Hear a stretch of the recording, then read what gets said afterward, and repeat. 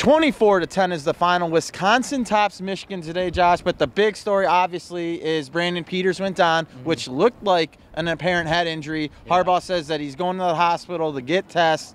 The Wolverines now are without their starting quarterback, and they pretty much didn't look like the same team once he went down today. Yeah, no, absolutely. I mean, it was a completely different team on both sides of the ball. You'd figured that, you know, an offense would kind of look different when you have a sudden change in quarterback, but really it was an entire team that kind of got the wind let out of their sails. I mean, the defense wasn't the same. They were at one point they were dominating Wisconsin offense. So it's like it's an unfortunate, sudden change, but I mean, you can't really point to that as the loss, as the reason why they lost. But I mean, they were a different team after that happened. To be fair, Wisconsin was up. They were winning the game at that moment. I believe they were up 17-10. Were able to really just knock the doors off with a Kendrick Pryor 32-yard reverse touchdown. But really, it was just those two drives for Wisconsin's offense. Michigan was able to get the Devin Bush interception right to start the half, take the lead 10-7, and then Wisconsin really just knocked the door down, so to speak, with those drives. You got to be impressed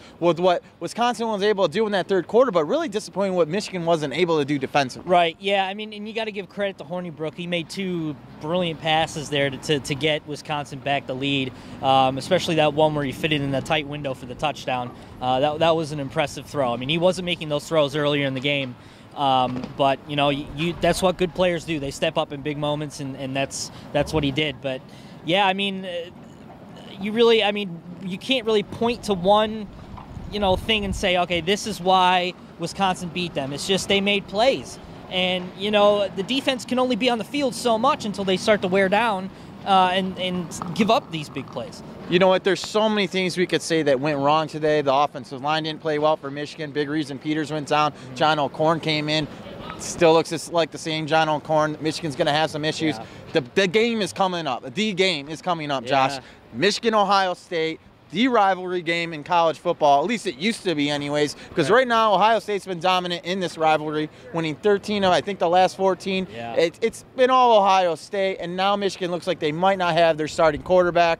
What is sort of your prognosis moving forward into the next week? Well, if Peters isn't ready to go, it might be a little nasty game out there. I mean, a good defense is the great equalizer, so maybe they pull shades of their game against Iowa.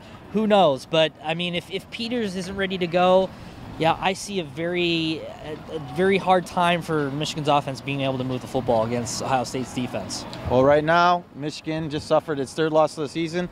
As that wraps up our coverage here from Madison, Wisconsin.